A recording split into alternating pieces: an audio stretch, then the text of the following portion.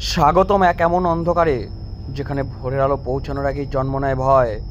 রায়পুর গ্রামের নিস্তব্ধ রাত, শ্মশান পার বাঁশঝাড় আর পুকুরের কুয়াশায় লুকিয়ে রেখেছে এক অবিশ্বাস্য রহস্য। এখানে প্রতিটি ফিসফিস শব্দ, প্রতিটি ছায়া তোমার সাহসকে প্রশ্ন করবে। আজ আমরা শুনবো মনীষের সেই রাতের গল্প, যেখানে কৌতূহল তাকে টেনে নিয়েছিল মৃত্যুর দরজার ওপারে। প্রস্তুত তো? আলো নিভিয়ে বসে পড়ো, কারণ এখন শুরু হচ্ছে ভোরের আগের ছায়া, এমন এক হরর কাহিনী যা তোমার নিঃশ্বাস পর্যন্ত থমকে দেবে। স্বাগতম, সাহস থাকলে এগিয়ে চলো। গভীর রাত, গ্রামের ঘন বাঁশঝাড়ের ফাঁক দিয়ে উঠেছে কুয়াশা, পুকুরের জল স্থির, যেন নিঃশ্বাস আটকে আছে। এমন সময় মাটির পথ ধরে একা হাঁটতে গেলে পায়ের শব্দ অচেনা শোনায়। কাহিনীর শুরু সেই নিস্তব্ধতার ভিতর, যেখানে অদৃশ্য ছায়ারা অপেক্ষা করে ভোরের আলো আসার আগে। রায়পুর গ্রামের মানুষজন সূর্য ডোবার পর খুব একটা বাইরে বেরোতো না। গ্রামের পুরনো শ্মশান পাড়ের কাছে গিয়ে নাকি কেউ আর ফেরে না, এমন গুজব বহুদিনের। মনীষ ছিল কলেজ পড়ুয়া, ছুটিতে গ্রামে এসেছে। শহরের ছেলেটি গুজবে পাত্তা দেয় না। এক সন্ধ্যায় সে বন্ধুর সঙ্গে তর্ক করে প্রমাণ করে দিতে শ্মশান পাড়ের দিকে হেঁটে গেল। চারপাশ অন্ধকার, শুধু জোনাকির ছোট ছোট আলো।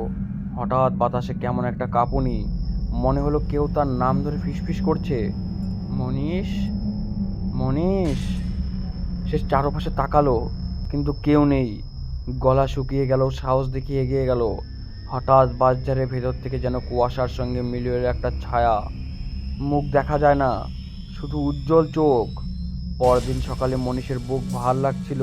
রাতে সেই ছায়ার চোখ ঘুমোতে দিল না। কৌতূহল মেটাতে সে গ্রামের পুরনো গ্রন্থাগার থেকে রায়পুরের ইতিহাস নামে একটি পুঁথি ধার নিল। সেখানে লেখা ছিল, শ্মশান পাড়ার পাশে একসময় এক গৃহস্থের বাড়ি ছিল। গৃহস্থের মেয়ে রূপা নাকি রহস্যজনকভাবে নিখোঁজ হয়েছিল। পরে শ্মশানের পুকুর থেকে তার দেহ মেলে। কেউ জানতো না সে কিভাবে মারা গিয়েছিল, তবে গ্রামের বয়োজ্যেষ্ঠরা বলতো রূপার আত্মা শান্তি পায়নি এখনো।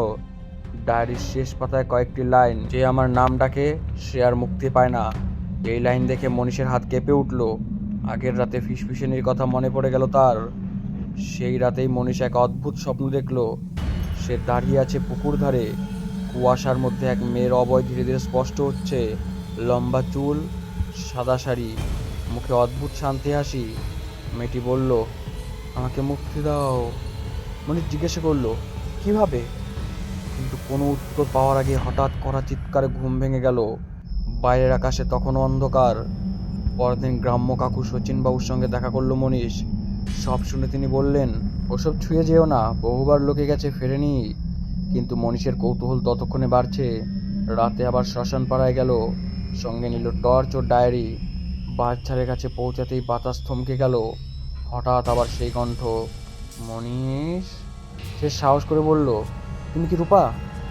অন্ধকার থেকে ধীরে ধীরে বেরিয়ে এলো সেই ছায়া। এবার স্পষ্ট দেখা গেল এক তরুণী, চোখে অদ্ভুত শূন্যতা। সে বলল, আমার অসমাপ্ত কথা শেষ করো, আমার মৃত্যুর সত্যি সবাইকে জানাও। পরদিন গ্রামে বৃদ্ধ নন্দলাল কাকুর কাছে শুনল মনীষ আসল গল্প।